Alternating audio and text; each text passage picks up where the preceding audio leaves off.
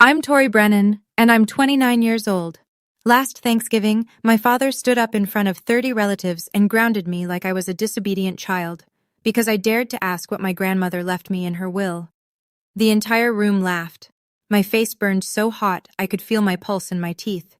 But I looked him dead in the eye and said one word. All right. The next morning, he knocked on my bedroom door, smirking. Finally learned your place? He said. Then he saw the empty room. No clothes, no suitcase, no me. Before he could dial my number, the doorbell rang, and the family lawyer was standing on the porch, trembling, holding a briefcase full of documents my father never knew existed. Mr. Brennan, he said, what have you done? Before I tell you what was in that briefcase, take a moment to like and subscribe, but only if this story genuinely speaks to you, and drop a comment letting me know where you're listening from and what time it is right now. Now let me take you back to last September, the morning my grandmother died, and the first domino fell. My grandmother, Eleanor Brennan, passed on a Tuesday morning at Providence Portland Medical Center. She was 87. I got the call from my mother at 6:14 a.m. I remember the exact time because I was already awake, sitting at my drafting table in my 480-square-foot studio apartment, sketching a rain garden for a client in Lake Oswego. Mom's voice was thin, like tissue paper held up to light. It's Grandma, Tori. She's gone. I drove the 20 minutes to the hospital in silence. No radio, no podcast, just the sound of Portland rain on the windshield and my own breathing. When I arrived, my father was already in the hallway. Richard Brennan, 63, retired state judge, 6'1", wearing a barber-waxed jacket even at dawn. He wasn't crying. He was on his phone speaking to someone about estate paperwork. I heard the words filing timeline and probate schedule before he noticed me and ended the call without saying goodbye. My brother Garrett was beside him. 33, dark suit even at a hospital, arm looped around Dad's shoulder like a running mate at a campaign stop. They looked like a unit, a wall. I stood at the far end of the corridor, alone, clutching a paper cup of vending machine coffee that I never drank. The last time I'd seen Grandma Eleanor, she was in her wheelchair in the garden of her colonial house on Hawthorne Street, gripping my hand with surprising strength. Tori, she'd said, her voice low so no one else could hear. I've taken care of things. You trust me, okay? I'd nodded, not understanding. Not yet. At the funeral 3 days later, the church was old Portland granite. Tall nave, white lilies everywhere. A mahogany casket polished to a mirror shine. My father gave the eulogy. He spoke for 11 minutes about the Brennan legacy, about tradition, about how my son will carry this family forward. He mentioned Garrett by name 4 times. He mentioned my mother once. He did not mention me at all. Afterward, in the reception line, my Aunt Margaret's husband asked me what I did for work these days. Before I could answer, my father leaned in from behind. She plants trees for rich people, he said, and a few people chuckled politely. I felt the burn start at my sternum and climb. I was turning to leave when a man I didn't recognize stepped forward. Older, silver-haired, wire-rimmed glasses with thin gold frames. He took my hand gently and shook it. Your grandmother was very proud of you, he said quietly. I'll be in touch. And then he was gone, disappearing into the crowd of black coats before I could ask his name. I didn't know it then, but that man was Harold Caldwell, and he was holding the key to everything. That evening, 15 of us gathered at the family house for dinner. The Brennan house, a white colonial on Hawthorne Street with a wrought iron gate and 100-year-old oak trees in the yard. My grandmother built that house with money from her side of the family, long before she married my grandfather. I always loved it. The crown molding, the deep windowsills, the garden out back where Grandma grew peonies the color of ballet slippers. Inside, the long oak dining table was set with the family's sterling silver flatware, a set that had been in the Brennan name for 3 generations, candles in silver holders, a bottle of Willamette Valley Pinot Noir breathing on the sideboard. Everything arranged to look like old money and perfect lineage. My father sat at the head naturally. He raised his glass. Mom left everything to me to manage, he announced, scanning the table. I'll make sure the family assets are distributed to the right people, based on capability. His eyes landed on me. That means you don't need to worry about any of it, Tori. Complex things aren't really your area. Garrett nodded like a judge's clerk. His wife Meredith adjusted her Mikimoto pearl strand and said nothing. I set my fork down. Dad, Grandma told me. My mother was confused at the end, he cut in. Whatever she promised you, forget it. My mother, Linda, stared at her plate. She didn't look up. She never looked up. After dinner, I excused myself and went upstairs to the bedroom I'd grown up in. The Frank Lloyd Wright poster I'd taped to the wall at 16 was still there, edges curling. I sat on the bed and opened the nightstand drawer out of habit. Inside was an envelope that hadn't been there before. Cream-colored stationery with a faint watermark. My name on the front, in blue ink, in a handwriting I'd know anywhere. Shaky, but deliberate. Grandma's handwriting. My hands were trembling when I picked it up. I opened the envelope slowly, sitting cross-legged on the twin bed I'd slept in from ages 5 to 18. The ceiling fan above me wobbled the same way it always had. The room smelled like old wallpaper and cedar closet. Inside were two things. The first was a letter, 2 pages, front and back, in Grandma Eleanor's handwriting. The pen had pressed hard enough to leave grooves in the paper, as though she'd wanted the words to be permanent, physical, something no one could delete with a keystroke. The second was a photocopy. Partial. Maybe 6 pages out of what looked like a longer document. The header read, Irrevocable Trust Agreement. Eleanor M. Brennan, Settler. Halfway down the first photocopied page, highlighted in yellow, was a single line. Beneficiary, Victoria Torrey Brennan. I read the letter with tears sliding down my face. Torrey, if you're reading this, then I'm gone, and your father is already doing what I knew he would do. I'm sorry I couldn't stop him while I was alive. I tried, in my way. But men like your father don't hear women. They only hear documents. The original trust is with my attorney, Harold Caldwell. His office is on Northwest 23rd Avenue in Portland. The copy I've left you is partial, not enough to prove anything on its own, but enough for you to know I'm telling the truth. Don't show this to anyone. Not your father, not Garrett, not even your mother. I love Linda, but she will tell Richard. Wait until the right time, and Harold will know what to do. You are always my architect, Torrey, the one who builds. Don't let them tear you down. All my love, Grandma. I folded the letter back into the envelope and pressed it against my chest. The photocopy was incomplete. I couldn't use it as evidence. I didn't have a lawyer. I didn't know who Harold Caldwell was beyond a name and a street. And my grandmother had been in the ground for 48 hours. But for the first time in years, I felt something besides small. I felt like someone believed in me, had always believed in me, and had put it in writing. I drove back to Portland the next morning without saying goodbye. No one noticed. Or if they did, no one called. My studio apartment was exactly as I'd left it. Plants crowding every windowsill, drafting table covered in tracing paper, a cold mug of tea from 2 days ago still sitting by the sink. I loved this place, even though it was small enough that I could touch opposite walls if I stretched. It was mine. The one space in the world where no one told me I wasn't enough. I sat down at my laptop and Googled Harold Caldwell Attorney Portland. The results came up immediately. A small office on Northwest 23rd Avenue, solo practice, specializing in estate planning and trusts. A headshot showed a silver-haired man with wire-rimmed glasses. The man from the funeral. I hovered over the phone number. I didn't call. Not yet. Because there was a part of me, the part my father had trained since childhood, that whispered, what if Grandma really was confused? What if this is nothing? What if you call and find out the one person who believed in you was just a sick old woman who didn't know what she was signing? I wasn't ready to risk that. Not yet. Instead, I turned to work. A landscape architecture firm in the Pearl District had a deadline in 2 weeks. A rooftop garden for a new condo development. I needed the paycheck.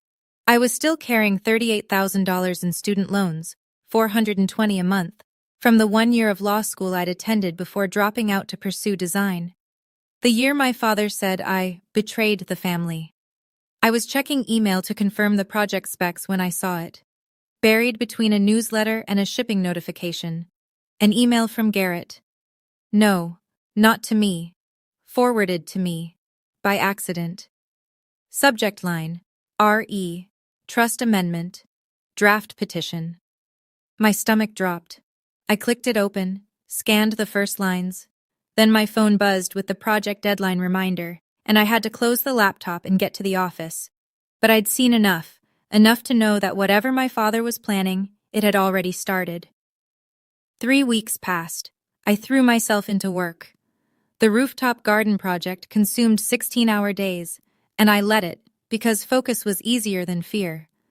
But the email sat in my inbox like a splinter under skin. I hadn't opened it again. I wasn't sure I wanted to. Then my mother called. "Tori, your father wants the whole family together for Thanksgiving." Her voice had that particular thinness it got when she was relaying Richard Brennan's orders and pretending they were invitations. "He says he wants to mend things."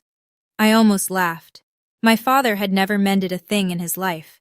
He broke things and then told you it was your fault for being breakable. "I'll think about it, Mom."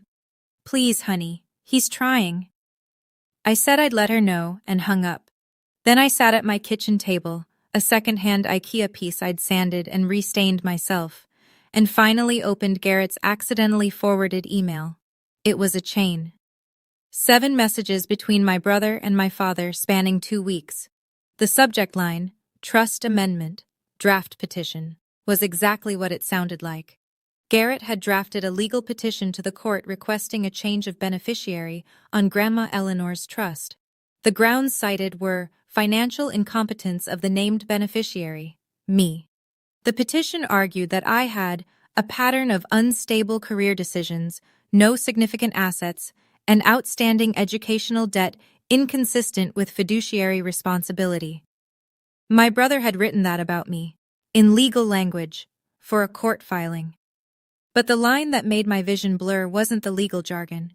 It was the casual message Garrett had typed to my father at the bottom of the chain. "She won't fight it. She never fights anything. That's the beauty of it, Dad." I sat there for a long time.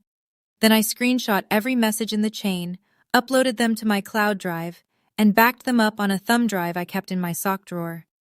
I called my mother back. "Tell Dad I'll be there for Thanksgiving." I was going home, but not to mend anything. The next morning, I called Harold Caldwell's office. A receptionist answered. An older woman with a warm, efficient voice. I gave my name. There was a pause. Then she said, "Ms. Brennan, Mr. Caldwell has been expecting your call. Can you come in today?" 2 hours later, I was sitting across from him in a small office on Northwest 23rd Avenue. Bookshelves lined every wall. Leather-bound legal volumes, dog-eared and tabbed. An oriental rug that had seen better decades covered the floor. On his desk, a coffee mug had gone cold. Harold Caldwell was the man from the funeral. Same silver hair, same wire-rimmed glasses with gold frames, same measured calm. He looked like a man who had spent his career choosing his words with surgical precision. "Your grandmother hired me 20 years ago," he said. "I drafted her original will, her living trust, and 8 years ago, after a conversation that troubled her deeply, she asked me to create an irrevocable trust with you as the sole beneficiary." He opened a leather portfolio and slid a document across the desk. The original, thick, cream-colored paper, a notary's red seal from the state of Oregon, signatures at the bottom. $620,000 in an educational trust, managed by U.S. Bank, he said. Irrevocable means your father, as trustee, cannot alter the beneficiary. Any petition to do so requires either your written consent or a court ruling based on evidence of the settler's mental incapacity at the time of signing. He paused. Your grandmother anticipated this. She had her physician, Dr. Margolis, perform a cognitive evaluation the same week she signed. The results are in the file. She was fully competent. I exhaled. It was the first full breath I'd taken in weeks. There's more, Caldwell said. Your father filed a petition 3 weeks ago requesting a change of beneficiary. He listed Garrett. He told the court he was unable to locate you to obtain consent. The old lawyer's jaw tightened. You and I both know that's not true. I showed him the email chain. He read it without expression, then looked up. This is evidence of deliberate breach of fiduciary duty. If you want to fight this, you have everything you need. I want to fight this. He nodded. Then he said, almost as an afterthought, there's one more thing, Tori. Your grandmother also left you the cottage at Cannon Beach. It's included in the trust. I don't think your father knows about it. He never read the full document. I stared at him. The Cannon Beach house. The little cedar cottage where Grandma took me every summer. Where we'd sit on the porch and watch Haystack Rock turn gold at sunset. She'd told me once it was her favorite place in the world. She left it to me. Harold Caldwell looked at me over his glasses. Your grandmother knew exactly what would happen after she was gone, and she spent the last 8 years making sure you'd be protected. He closed the portfolio. The question is, when do you want to use this? Thanksgiving, I said. He's invited the whole family, 30 people. Caldwell studied me for a long moment. Then he gave a single, slow nod. The Wednesday before Thanksgiving, I packed a small bag, one change of clothes, my camel wool coat, the nicest thing I owned, bought secondhand from a consignment shop on Alberta Street, a toothbrush, and a manila folder, thick with notarized copies. The originals stayed with Caldwell. We'd agreed on that. He would hold the master set in his office safe, and I would carry copies, notarized, stamped, admissible as secondary evidence if needed. The originals were for the courtroom. The copies were for the family. I drove south through the autumn hills of Oregon. The leaves had gone full amber and rust along the highway, and the sky was that particular northwest gray that couldn't decide between rain and resignation. The Brennan house appeared through the trees like it always did. White colonial facade, wrought iron gate, the ancient oak standing guard. From the outside, it looked like a postcard. This is what a good family looks like. That was the whole point. My mother met me at the door. She hugged me a beat too long, the way she did when she wanted to say something but wouldn't. Your father's in the study, she murmured. He's in a mood. I carried my bag upstairs. My old bedroom, the Frank Lloyd Wright poster, the twin bed, the nightstand drawer, now empty. I'd taken the envelope last time. From downstairs I heard Garrett's voice, then Meredith's bright, performative laugh, the clink of a wine glass. I knelt and slid the manila folder under the mattress. Then I went to the window. The backyard garden, Grandma's peony beds, was overgrown and gray. Nobody had tended it since she'd gotten too sick to kneel. The sight of it made my throat tight. I pressed my palm flat against the cold glass and whispered to no one, I'm here, Grandma. Downstairs, the Camus Cabernet was open, the granite fireplace was crackling, and my father hadn't stood up when I walked in. He looked at me from his leather chair and said, Oh, you came. Garrett was on the sofa beside Meredith, swirling wine. He glanced at my coat, second-hand, slightly pilled at the elbows, and said, Still haven't upgraded the car, huh, Tor? I smiled, sat down, said nothing. Tomorrow, 30 relatives would fill this house. My father had organized the largest Thanksgiving gathering in Brennan family history, far bigger than usual. I didn't know why yet, but a part of me suspected that Richard Brennan never did anything without an audience. Thanksgiving morning, the house filled like a theater before a show. Cars lined the street by 10 a.m. Aunt Margaret and Uncle Don from Bend, the Paulson cousins from Eugene, Great-Aunt Judith who flew in from Scottsdale. By noon, there were 32 people in the Brennan house, and the noise was a living thing. Laughter, clinking glasses, children running through hallways, the oven timer beeping every 20 minutes. I helped in the kitchen because nobody asked me to do anything else. Linda and Meredith sat at the breakfast nook drinking tea while I chopped celery for the stuffing. That felt about right. The family division of labor hadn't changed since I was 12. At 4 o'clock, we sat down to eat. The long oak table in the dining room seated 18. The overflow went to a folding table in the adjacent living room. I was placed at the folding table. between my 9-year-old second cousin Oliver and an empty chair. My father stood at the head of the main table, crystal chandelier above him, linen tablecloth, white as a surrender flag, the family's sterling silver gleaming under candlelight. He raised his glass of Pinot Noir. "This Thanksgiving is special," he said, his courtroom voice, the one that filled rooms and closed arguments. "We've lost Mom this year, but the Brennan family endures, and I'm proudest of all of my son Garrett, who just won the biggest case of his career." He turned to Garrett. "To you, son." Applause. Garrett accepted it with practiced modesty, a slight nod, a hand on Meredith's shoulder. From the folding table, my Aunt Margaret called out, "What about Tori? Any good news, sweetheart?" I opened my mouth. "Tori is still finding her way," my father said, not looking at me. "She's creative. We'll give her that." A ripple of polite laughter. "But every family needs someone to remind the rest of us not to take a wrong turn. Right, Tori?" The laughter rolled across both tables like a wave, and I sat there absorbing it the way I had since I was a child. Spine straight, face neutral, hands in my lap. Oliver, the 9-year-old beside me, looked up and whispered, "Are you okay?" I nodded and handed him a bread roll. After the plates were cleared and the pumpkin pie was half gone and the port wine was flowing, my father stood again. The room quieted. He had the posture of a man about to deliver a verdict. "One more thing," he said. "Tomorrow morning, I'll be making an important family announcement regarding Mom's estate. I expect everyone to be present." He smiled, the smile of a man who has already decided the outcome. It's what Mom would have wanted. I looked at Garrett. He was studying his wineglass with a small private smile. I looked at my mother. She was staring at the tablecloth. I looked at my father. He was looking right at me. And for 1 second, his smile sharpened into something that wasn't a smile at all. Tomorrow, he was going to read his version of the will, in front of everyone. I excused myself to do the dishes. The kitchen was quiet except for the sound of water running and my own breathing.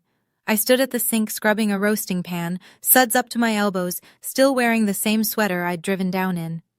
In the next room, 32 people were laughing and drinking port, and not one of them had offered to help clear a single plate. I heard footsteps behind me. Garrett leaned against the doorframe, arms crossed, wineglass dangling from 2 fingers.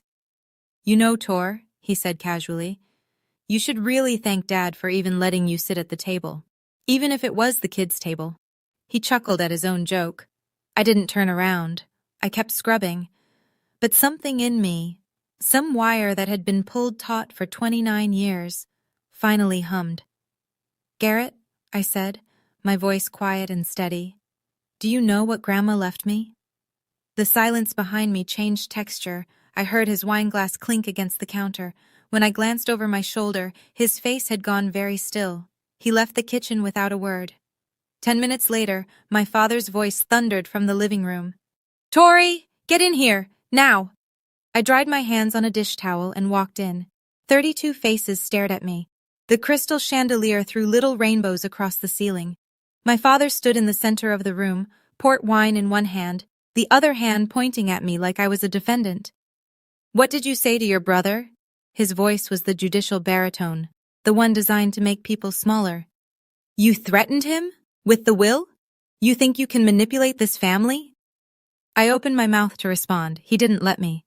"You're grounded," he said. "You are grounded until you apologize to your brother. Go to your room." The room erupted. Not in protest. In laughter. 32 people, most of them adults, laughing because Richard Brennan had just grounded his 29-year-old daughter like she was a misbehaving child. Aunt Margaret covered her mouth, but her shoulders were shaking. Uncle Don snorted into his port. Even Meredith let out a delicate, performative gasp that was really a giggle. My face burned. The heat climbed from my chest to my neck to my temples in a single wave. I looked for my mother. Linda was sitting in the corner chair, staring at her hands, silent. Nobody said stop. Nobody said that's enough, Richard. Nobody said anything at all except laughter. I looked at my father. His Cartier tank watch caught the light as he jabbed his finger toward the staircase. "Go," he repeated. "Now." I held his gaze for 3 full seconds. Then I said, in a voice so calm it surprised even me, "All right." I turned. I walked upstairs.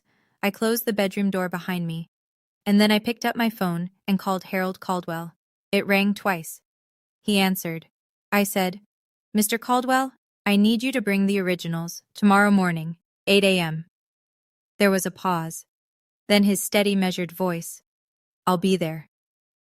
I hung up, set my alarm for 4 a.m., and sat on the edge of the twin bed in the dark, listening to the laughter still floating up through the floorboards, thinking, laugh, enjoy it. Because that is the last time. I know. Right now, some of you are furious on my behalf. And honestly, I don't blame you. Let me ask you something. Have you ever been humiliated by your own family in front of a room full of people? Have you ever been put in your place by someone who was supposed to protect you? If you want to find out what happened the next morning, when my father opened my bedroom door and found it empty, stay with me. And if this story is hitting close to home, tap that like button so I know you're still here. I left at 4:15 in the morning. No drama, no slamming doors. I packed my bag in the dark, slid the manila folder into my tote, and walked downstairs in my socks so the floorboards wouldn't creak. The only thing I left behind was the framed photo of Grandma Eleanor on the nightstand, face down. I drove to a 24-hour diner 3 miles from the house, ordered coffee I didn't drink, and waited for daylight. At 7:42 a.m., I know because I was watching the clock, my phone lit up. A text from Garrett. "Where are you? Dad's looking for you." I didn't respond. Inside the Brennan house, I'd learn the details later from my cousin Danny, the morning unfolded like this. My father came downstairs at 7:30, freshly showered, wearing a pressed Oxford shirt, looking like a man about to chair a board meeting. He poured his coffee, scanned the room, and said, "Someone go wake Tori. She's got an apology to make." Nobody moved. Not because they were standing up for me, because nobody wanted to deal with it. Richard climbed the stairs himself. He knocked twice, his judicial knock, crisp and expectant. "Tori, it's morning. You ready to apologize to your brother?" Silence. He opened the door. The bed was made. The closet was open and empty. The drawers were cleared. The room held nothing of me except the photograph of Grandma Eleanor, face down on the nightstand, like a final punctuation mark. Danny told me later that my father stood in that doorway for a full 10 seconds before his expression shifted. Confusion first, then something darker. He came downstairs slowly. "Tori's gone," he announced to the 20-odd relatives still lingering over breakfast. His voice was flat, controlled. "She left, in the middle of the night, like a coward." Garrett looked up from his laptop and smiled. "Well," he said, "that settles it." My father nodded. "It certainly does. Now, I was planning to make the estate announcement at 10, but since the only person who might object has run away..." The doorbell rang. My mother opened it. And there, on the front porch, in a gray suit, with a brown leather briefcase and an expression like a storm front, stood Harold Caldwell. "I'm Harold Caldwell," he said, "attorney for Eleanor Brennan. I need to speak with the entire family, right now." The dining room went quiet in stages. First the conversation nearest the front door, then a ripple of silence, spreading table by table until even the children stopped fidgeting. Harold Caldwell walked into the room the way a man walks into a courtroom, unhurried, deliberate, and completely certain of his authority. He set his leather briefcase on the dining table, right on top of the leftover Thanksgiving linen, and unclasped it without sitting down. His hands, I was told, had a visible tremor, not from nerves, from anger. My father rose from his chair at the head of the table.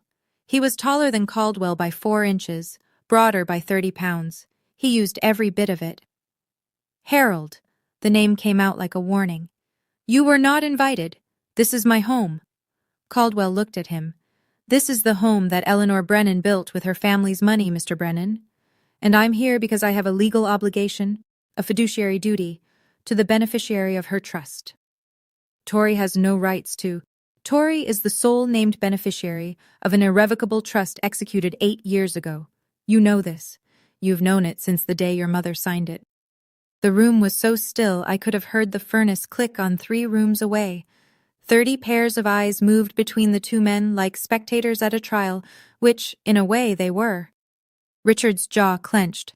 My mother was in cognitive decline. Whatever she signed was signed in the presence of two independent witnesses and accompanied by a physician's evaluation confirming full mental competency. Caldwell opened the briefcase and removed a folder. I have the documentation here.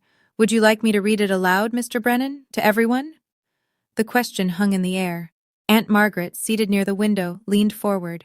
Uncle Don put down his coffee cup. Even the children had gone silent. Richard Brennan looked at the folder in Caldwell's hands the way a man looks at a loaded weapon pointed at his chest. Then he straightened his shoulders and said, very quietly, "Get out of my house." "Sir," Caldwell said, "what have you done?" What happened next is something I've replayed in my mind 100 times, because it was the moment the mask finally cracked. Not slowly, not gracefully, but in a sudden, ugly split, right down the center. My father stepped toward Caldwell. "I said get out. You're trespassing. I'll call the police." "You're welcome to," Caldwell replied, not moving an inch. "And when they arrive, I'll show them the petition you filed with the court 3 weeks ago, the one where you claimed you were unable to locate the beneficiary of your mother's trust." He paused. "The beneficiary whose phone number you have, whose address you have, who was sleeping in this house last night." Richard's face went through a sequence, red, then white, then a kind of mottled gray that I'd never seen on a living person. Around the room, I could see the reaction spreading, Margaret pressing her hand to her mouth, Uncle Don's brow furrowing, cousins exchanging glances. That's when Garrett stood up. My brother, the golden child, the lawyer, the one who always knew the right angle, stepped forward with his hands raised in a calming gesture. "Mr. Caldwell," he said smoothly, "I appreciate your concern, but any documents you're referencing can be contested in the appropriate legal—" "You drafted the petition, didn't you, Mr. Brennan?" Caldwell turned to face him. His voice was quiet, precise, surgical. "You prepared a filing to change the beneficiary of an irrevocable trust on behalf of your father, who is also the trustee. I have the emails." Garrett's composure didn't shatter. It evaporated. One moment he was a confident attorney, the next he was a man whose mouth had gone slack and whose eyes had darted, involuntarily, unmistakably, to his father. "Dad," he said under his breath, "we need to talk. Privately." Richard didn't even look at him. "No, I have nothing to hide." Aunt Margaret stood up from her chair. Her voice, when she spoke, carried the particular authority of a woman who had watched a family lie to itself for decades and had finally had enough. "Richard," she said, "let the man speak." A murmur of agreement rippled through the room. Not loud, not defiant, but present, like the first cracks in a frozen lake before the whole surface gives way. My father looked around the room and saw, perhaps for the first time, that the audience he'd assembled for his own performance was no longer on his side. "This is absurd," he said. But his voice had lost its courtroom resonance. It sounded smaller, thinner, like tissue paper held up to light. My father did what my father has always done when he feels the ground shifting beneath him. He escalated. "Everyone, listen to me." He raised both hands, palms out, the gesture of a man restoring order in a courtroom. "This man," he jabbed a finger at Caldwell, "was hired by my mother years ago when she was already in decline. He's been filling Tori's head with fantasies. This is a family matter, and I will not have an outsider. Richard," Caldwell's voice cut through like a blade, "I served your mother for 20 years. I am not an outsider, and I am here because you violated the terms of a legal instrument that you swore, as trustee, to uphold." "Out!" My father's voice cracked on the word. He pointed at the door. "Get out of this house right now, or I swear to God I will have you arrested for trespassing." Caldwell looked at him for a long moment. Then he closed his briefcase with a deliberate click, tucked it under his arm, and nodded. Not in defeat, but in acknowledgement, like a chess player recognizing the next 3 moves. "I'll leave," he said calmly, "but I'll be back at 2 o'clock this afternoon for the formal reading of Eleanor Brennan's estate, which you scheduled, Mr. Brennan. It's on your own calendar." He paused at the doorway. "And I won't be coming alone." The front door closed behind him with a soft click. My father turned back to the room. 30 faces, some confused, some uncomfortable. A few, Margaret, Danny, openly skeptical. He smoothed his shirt, adjusted his watch, and reassembled his composure the way a man straightens a painting after an earthquake. "I'm sorry you all had to see that," he said. "Tori hired some bargain basement lawyer to stir up trouble. It's what she does. She runs from responsibility and then causes chaos from a distance." He shook his head with practiced sadness. "This afternoon, I'll read Mom's will properly, and everything will be clear. I promise you that." Garrett, who had been standing frozen by the sofa, sat back down and pulled his laptop onto his knees. His fingers moved quickly, deleting something, I'd later realize. Emails. The room exhaled. People returned to their coffee, their conversations, their children. The crisis had been deferred. Richard Brennan was still in control, or so he believed. 2 o'clock was 5 hours away. The clock on the mantelpiece, a Waterford crystal anniversary piece that had belonged to my grandmother, counted every second. I was parked outside a Stumptown Coffee on Division Street, watching rain trace crooked lines down my windshield. My Honda Civic, 2014, 147,000 miles, a small dent in the rear bumper from a parking garage in college, was not the kind of car that made anyone look twice. And that morning, invisibility was exactly what I needed. My laptop was open on the passenger seat. At 8:17 a.m., I'd sent a formal email to the Trust Management Division at U.S. Bank, requesting written confirmation of my status as beneficiary of the Eleanor M. Brennan Irrevocable Trust. At 9:41, the reply came, from a trust officer named Patricia Langley. "Dear Ms. Brennan, this is to confirm that you are the sole named beneficiary of the Eleanor M. Brennan Irrevocable Trust, account Anastant. The trust corpus of $620,000 remains intact and has not been disbursed. A petition to amend the beneficiary designation was filed on October 14th by the current trustee, Richard A. Brennan, but has not been approved by the court. No disbursements can be made without your written authorization. I read it 3 times, then I saved it, backed it up, and printed a copy at the FedEx office 2 blocks away." At 11:15, Caldwell called. "He threw me out," he said, with something that might have been dry amusement. "Threatened to call the police." "I know. My cousin Danny texted me. 2 o'clock, Tori. I'll be parked on the next block. You go in first. I follow." "Okay." A pause. "Are you sure about this? Once it's done, there's no going back." I looked out at the rain.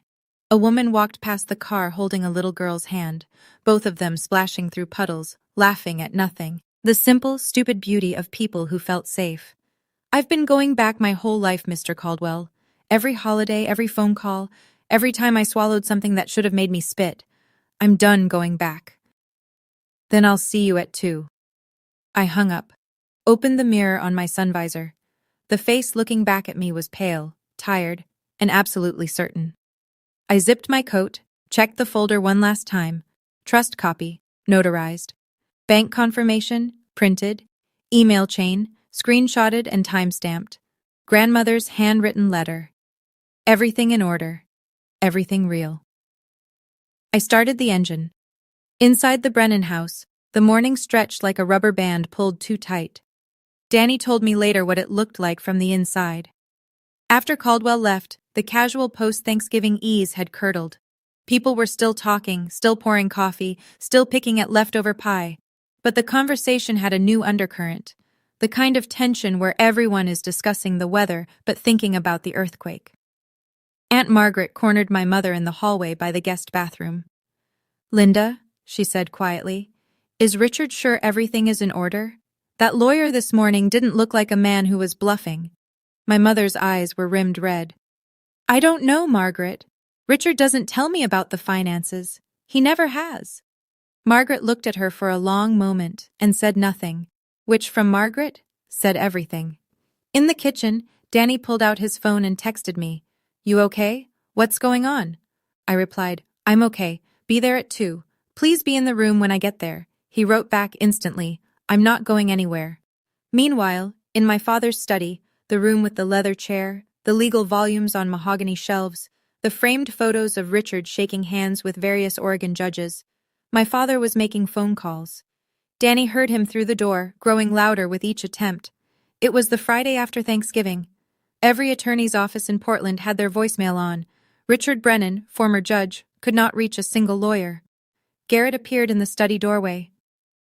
"Dad," he said carefully, "maybe we should postpone the reading. Give ourselves time to—" "No," my father's voice was granite. "I don't retreat. Not from Harold Caldwell, not from Tori, not from anyone. We do this today." Garrett closed his mouth. He looked, Danny said, like a man who has just realized the lifeboat has a hole in it. The Waterford clock on the mantelpiece struck noon. 2 hours. At 12:30, I walked into Caldwell's office for the last time before everything changed. He had the full dossier spread across his desk in 4 neat stacks. I sat across from him, and he walked me through each one, point by point, the way a surgeon reviews an X-ray before cutting. Stack 1. The original irrevocable trust. Cream paper, notary seal, Eleanor's signature in blue ink. Steady, deliberate, nothing like the handwriting of a confused woman. Beside it, the physician's letter from Dr. Margolis confirming cognitive competency at the time of signing. Date stamped, countersigned. Stack 2. The email chain between Richard and Garrett, printed, with full metadata showing timestamps, sender addresses, and routing information. The words, "She won't fight it," highlighted in yellow on the last page. Stack 3. The letter from Patricia Langley at U.S. Bank, confirming my status as sole beneficiary and the intact trust balance of $620,000. Stack 4. A document I hadn't seen before. Caldwell slid it across the desk. "The deed to the house on Hawthorne Street." I looked at him. "The Colonial," he said. "Your family home. The deed has been in Eleanor's name since 1981. She purchased the property with inheritance from her mother, before she married your grandfather. Richard never owned it. He assumed, as he assumes most things, that it was his by default." Caldwell tapped the document. "Under the terms of the trust, upon Eleanor's death, ownership transfers to the named beneficiary." I stared at the deed. My father's house, the house where he'd sat at the head of the table, where he'd grounded me in front of 30 people, where he'd built his entire kingdom of authority, had never been his. "He doesn't know this," I said. "He never read the full trust document," Caldwell confirmed. "He read the first 3 pages, the ones that named him trustee, and stopped." Of course he did. Richard Brennan had never needed to read the fine print. He was the fine print. He was the final word. Or so he'd always believed. I gathered the 4 stacks into the manila folder. Caldwell placed the originals back in his briefcase. "I go in first," I said. "You come when I signal." "How will I know?" "You'll know." We shook hands. His grip was firm, and his eyes, behind those gold-framed glasses, held something I hadn't seen from any adult in my family since my grandmother died. Trust. At 1:45, I drove down Hawthorne Street for the second time in 24 hours.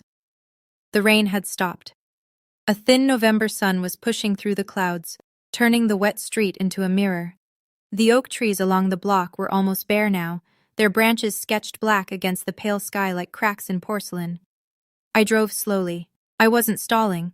I was remembering. This was the street where Grandma Eleanor taught me to ride a bike. The sidewalk where she walked me to school the year my parents couldn't be bothered. The front yard where she'd knelt beside me in the dirt and shown me how to transplant a seedling without disturbing its roots. "The secret," she'd said, pressing my small hand into the soil, "is to take the whole root ball. You don't leave any part of yourself behind." My phone buzzed. "Linda." I pulled over and answered. "Tori, where are you?" My mother's voice was strained, pleading. "Your father is furious. Just come home and apologize, and this can all be over. Please." "Mom," I said, "I'm coming home, but not to apologize." A silence, then very small. "What are you going to do?" "The right thing." I hung up. Parked on the block behind the house, next to Caldwell's silver sedan. He was sitting in the driver's seat, briefcase on his lap, reading glasses on. He glanced at me through the windshield and gave a single nod. I got out of the car. Camel coat. Canvas tote with the manila folder inside. My hands were steady. The gate was open. The front door was unlocked. From inside I could hear voices. The murmur of 30 people assembled and waiting for Richard Brennan to tell them how the world was supposed to work. I walked up the porch steps my grandmother had built and pushed the door open. I slipped in through the kitchen entrance and stood in the hallway, just out of sight of the living room. Through the archway, I could see the scene my father had staged. The living room had been rearranged, chairs pulled from the dining room, the den, even the porch, all facing the fireplace, like pews facing an altar. 30 people, seated and attentive. Richard stood before them in his pressed Oxford, reading glasses perched on his nose, tortoiseshell frames, the ones he used to wear on the bench. In his hand, a single sheet of paper. He held it the way judges hold verdicts, high enough that everyone could see it, low enough that no one could read it. "Thank you all for being here," he said. "As you know, my mother's passing left certain matters to be settled. I've reviewed her wishes carefully, with input from Garrett, and I want to share the distribution plan she intended." He paused for effect. The room was silent. "The family trust will be consolidated under my management. The educational fund, $620,000, will be transferred to Garrett for stewardship of the next generation." He glanced up, as though checking his audience. "As for Tori," a small, merciful smile. "Mom wanted her to have a gesture of goodwill. $5,000. A few sympathetic nods. Meredith placed her hand on Garrett's arm. Garrett lowered his eyes in a performance of humility so polished it could have won an award. "Are there any questions?" my father asked. From the hallway, I took a breath, pulled the manila folder from my tote, and stepped into the room. Behind me, the front door opened quietly. Harold Caldwell walked in. "I want you to picture this for a second. You walk into a room. 30 of your relatives are sitting there. Your father has just told all of them that you're worth $5,000. He's holding a piece of paper like it's a gavel. And you're holding the truth. What would you do? Tell me in the comments.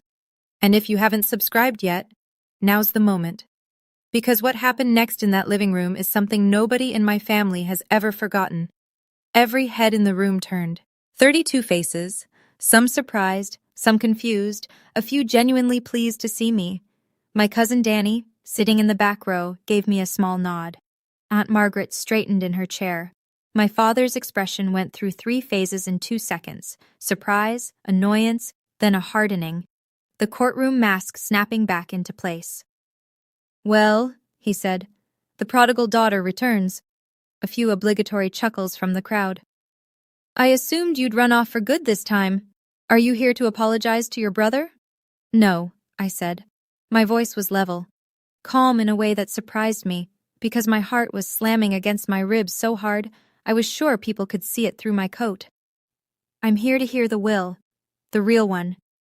I walked past him, past his pointed finger, past his Cartier watch, past the chair where he'd held court for 30 years, and set the manila folder on the table beside the fireplace. Caldwell stepped in behind me. Briefcase, gray suit. The quiet authority of a man who had been doing this for decades. "What is this?" Richard said. The annoyance was curdling into something uglier now. "I told you this morning. Get out of my house." I turned to face the room. Not my father. The room. The people. "I'm sorry to interrupt," I said, "but what my father just read is not my grandmother's will. It's not her trust document. It's a distribution plan he wrote himself." I placed my hand on the folder. "This is the original irrevocable trust that Eleanor Brennan executed 8 years ago. It was filed with her attorney, Mr. Caldwell, and verified by U.S. Bank, the institution managing the trust fund." I opened the folder. My grandmother named one beneficiary, me. Silence. Not the polite, performative silence of a family gathering. The absolute atmospheric silence of a room full of people who have just realized they are witnessing something they cannot undo. My father's face drained of color, not gradually, all at once, like someone had pulled a plug. Aunt Margaret said, clearly and firmly, "Let her speak." Caldwell stepped forward. He opened his briefcase on the table beside my manila folder, removed the original trust document, and held it up so the room could see the notary's red seal, the state of Oregon, bright as a stop sign against the cream-colored paper. "This is the irrevocable trust of Eleanor Margaret Brennan," he said. His voice carried the way good lawyers' voices carry, without shouting, without strain. Executed on March 14th, 8 years ago. I was present at the signing, along with 2 independent witnesses, a retired clerk of court named Dorothy Haynes and a CPA named Robert Voss. Both are available to confirm. He began to read. The settlor, Eleanor M. Brennan, hereby establishes this irrevocable trust for the sole benefit of her granddaughter, Victoria Torrey Brennan. He paused and looked at the room over his glasses. Trust corpus. A sum of $620,000, held and managed by U.S. Bank, Portland, Oregon. Additionally, the real property located at 4714 Hawthorne Street, Portland, Oregon, deed recorded under Multnomah County, originally purchased in 1981, shall transfer to the beneficiary upon the settler's death. A gasp, audible, collective, swept through the room. Uncle Don leaned forward so far his chair creaked. Margaret closed her eyes briefly, then opened them and looked directly at my father. The house, someone whispered from the back row. She left her the house? Caldwell continued. As trustee, Richard A. Brennan was given administrative authority only. He was expressly prohibited from altering the beneficiary designation, disbursing funds without the beneficiary's written consent, or encumbering the real property in any way. Caldwell lowered the document and looked at my father. In the past 3 months, Mr. Brennan has filed a petition to change the beneficiary to his son Garrett, claiming he was unable to locate Ms. Brennan. He also failed to notify her of the trust's existence after Eleanor's death, as required by Oregon law. Caldwell reached into the briefcase and produced the printed email chain. He held it up, the yellow highlighting visible from across the room. These are emails between Richard Brennan and Garrett Brennan, in which Garrett drafted the fraudulent petition and Richard approved it. He read aloud the line that had burned itself into my memory. She won't fight it. She never fights anything. That's the beauty of it, Dad. The room turned to look at Garrett. My brother was sitting very still, his hand frozen on Meredith's arm. His face had gone the color of ash. Meredith slowly, carefully extracted her arm from under his hand and folded both of hers in her lap. Aunt Margaret shook her head. Uncle Don muttered something under his breath. Danny stood up from his chair in the back row and walked forward to stand beside me, not saying anything, just standing there. Present. My father opened his mouth, closed it, opened it again. She was confused, he said, but the words came out threadbare, worn through from overuse. My mother didn't know what she was signing. Caldwell's response was immediate and surgical. Your mother's physician, Dr. Helen Margolis, conducted a cognitive evaluation the same week as the signing. The results are documented and included in this file. He placed the medical report on the table. Eleanor Brennan scored in the 93rd percentile for her age group. She was sharper than most of the people in this room. A long beat of silence. Then, from the back, Great Aunt Judith, 81 years old, Eleanor's younger sister, who had said almost nothing for 2 days, spoke. Eleanor told me about the trust, she said quietly. 8 years ago, she said, Richard will try to take it, but I've made sure he can't. She knew. She always knew. My father looked at Judith, then at Margaret, then at the room full of faces that were no longer looking at him with respect or deference, or even polite neutrality. They were looking at him the way you look at something you've just discovered was rotten underneath. He had assembled his own audience, and they had just become his jury. My father turned on Garrett. The alliance, the one they'd built over 33 years of shared entitlement, collapsed in a single sentence. Say something! Richard's voice broke open, raw and jagged. You're the lawyer. Contest it. Do something. Garrett didn't move. He sat on the sofa, laptop still on his knees, and spoke in a voice so low that only the front row could hear him clearly. Dad, irrevocable means irrevocable. You can't contest it.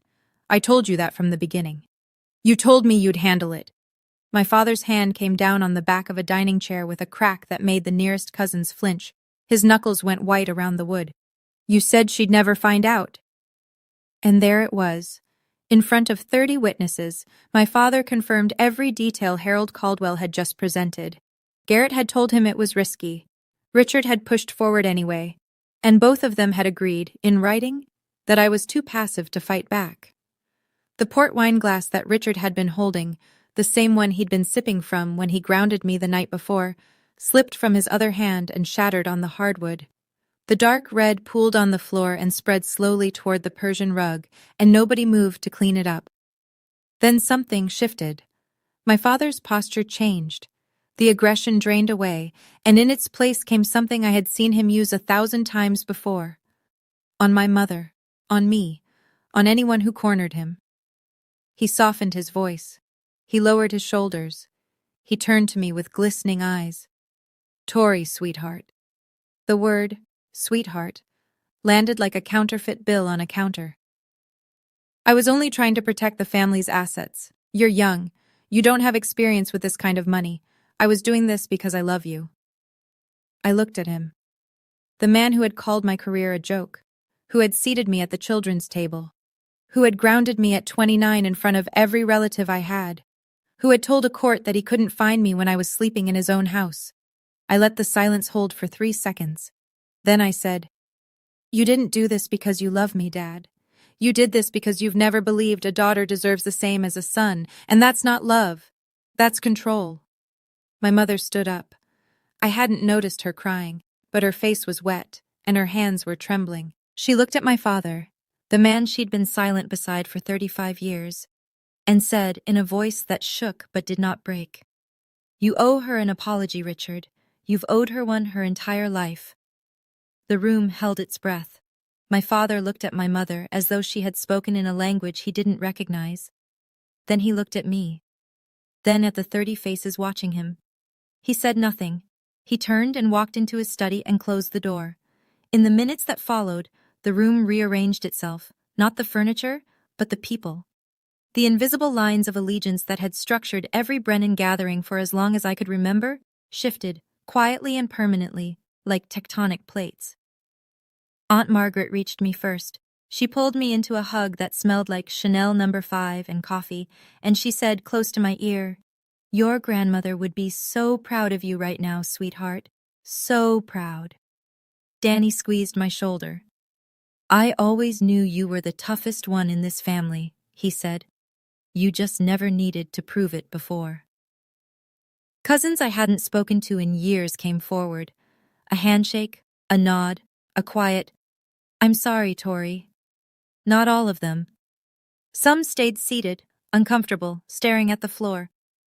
A few stood up and left. Not in protest, but in the way people leave a room where something has broken that they don't know how to fix. Garrett rose from the sofa. He didn't look at me. He took Meredith's arm and walked toward the front door. Meredith paused in the hallway, reached up and unclasped her pearl strand, the Mikomoto necklace she'd been wearing all weekend like a badge of status, and dropped it into her coat pocket.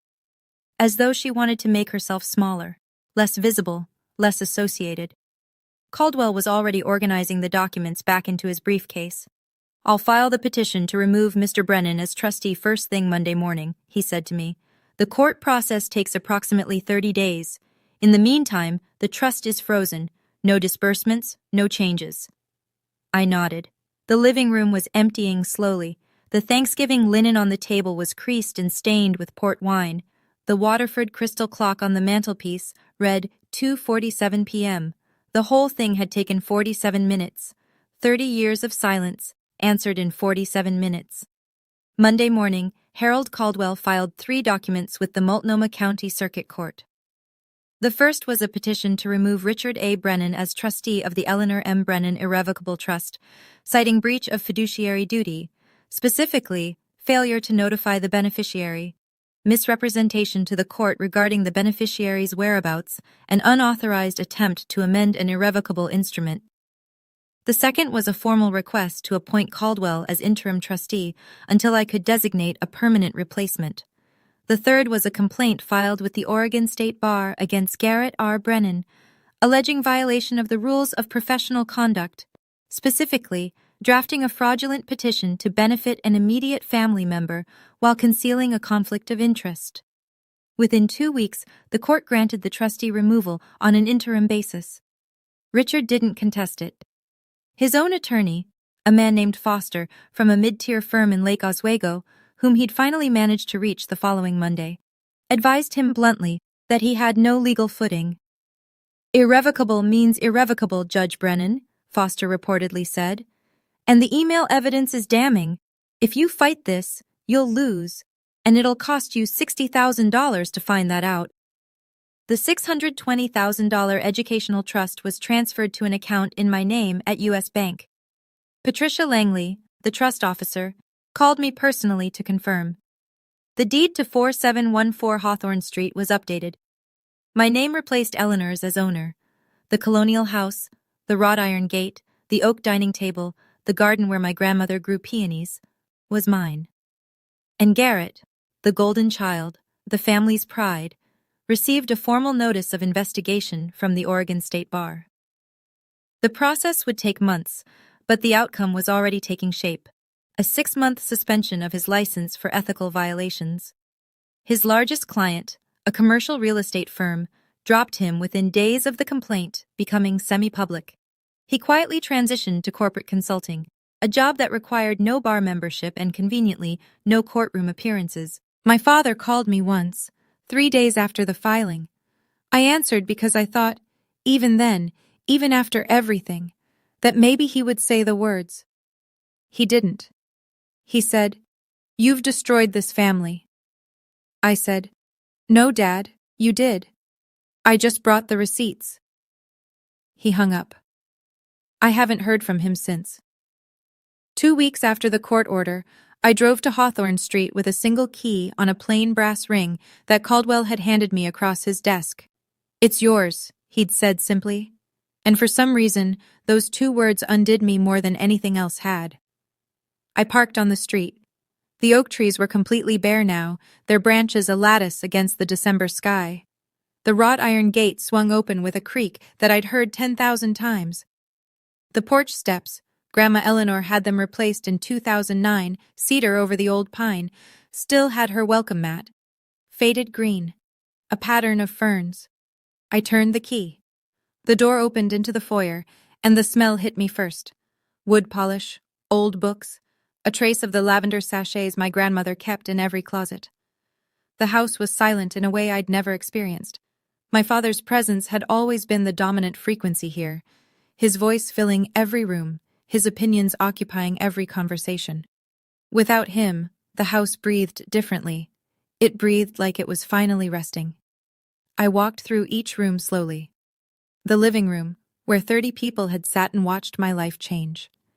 The dining room, with the oak table still bearing faint water rings from port glasses.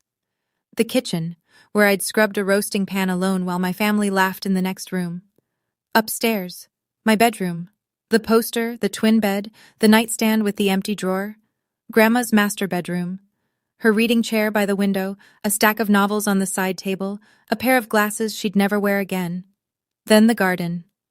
I stood at the back door and looked out at what had been Eleanor Brennan's pride, the peony beds, now brown and tangled, edged with overgrown boxwood.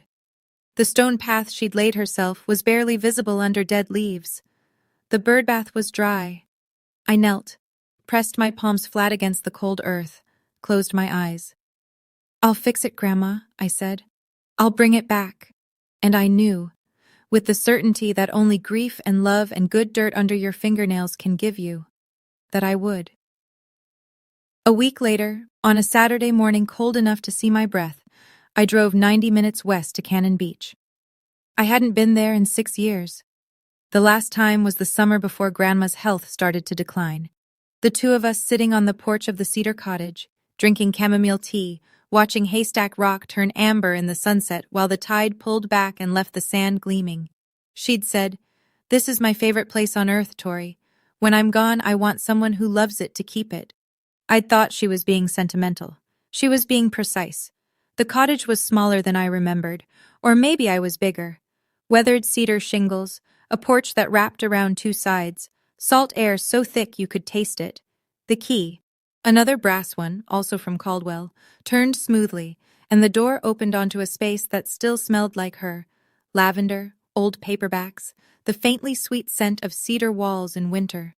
On the kitchen table, there was a wooden box, not hidden, placed there deliberately, as though she'd known exactly who would come through the door and when. I lifted the lid. Inside, a stack of photographs. Grandma and me, ages 5 through 22, in this very cottage, planting beach grass in the dunes, building a driftwood fort, standing in matching rain boots on a stormy July afternoon, both of us grinning like idiots. Under the photographs, a letter, short this time, just a few lines. Tori, if you're reading this, you were brave enough. I knew you would be. This house is yours. It always was.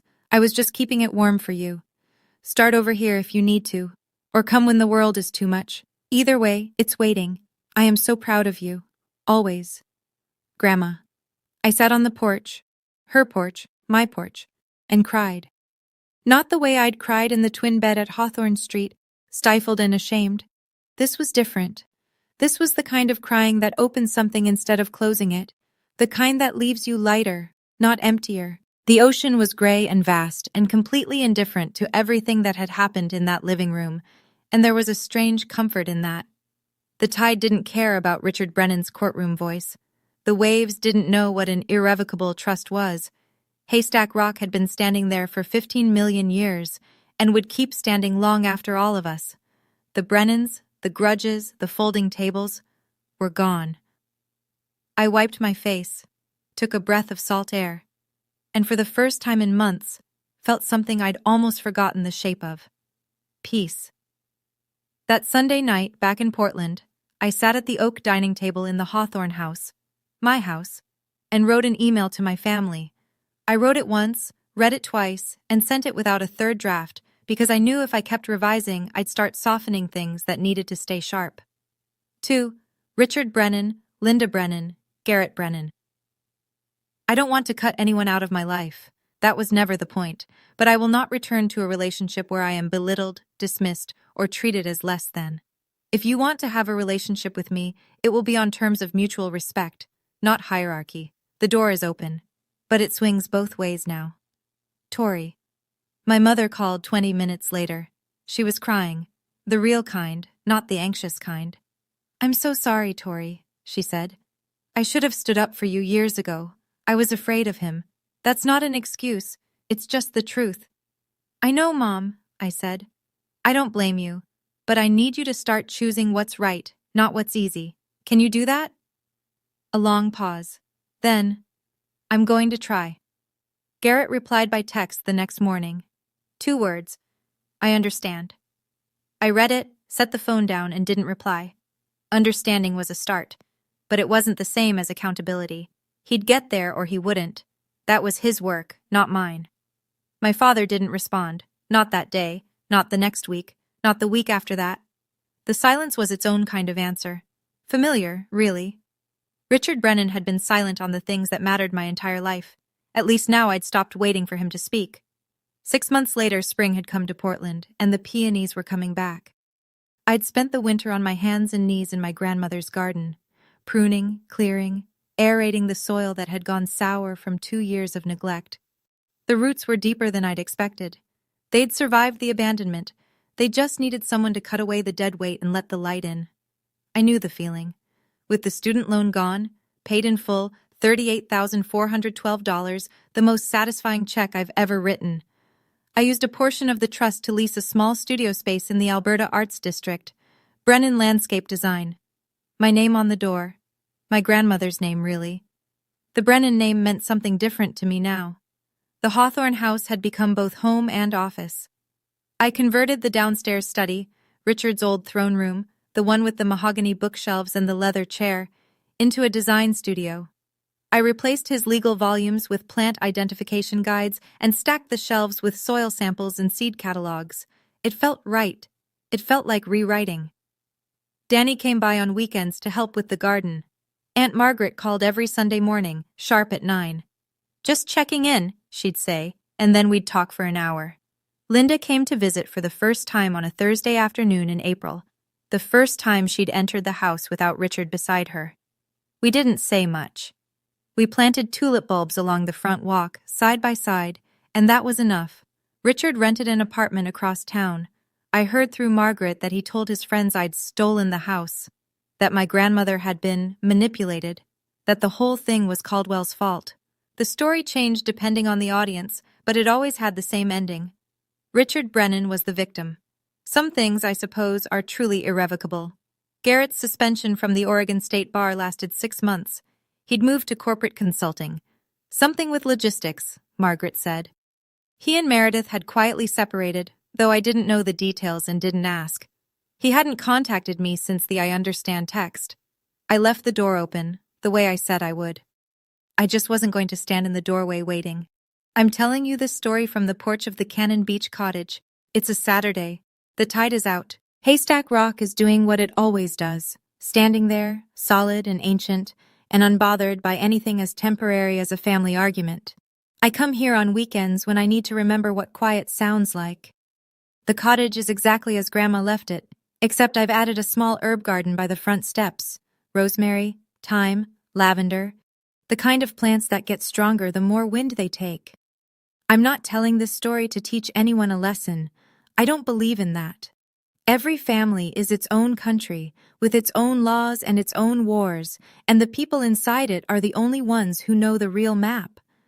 I can't tell you what to do with your father, your mother, your brother, your inheritance. I can only tell you what I did. Here's what I know now. Silence isn't agreement. I spent 29 years being quiet at the dinner table, and the people around me took that silence and called it consent. It wasn't. It was just a woman who hadn't found her evidence yet. Waiting isn't weakness. My father and my brother counted on the idea that I wouldn't fight. They were almost right. What they didn't account for was that there's a difference between someone who can't fight and someone who's choosing when to. And the last thing, the thing that matters most.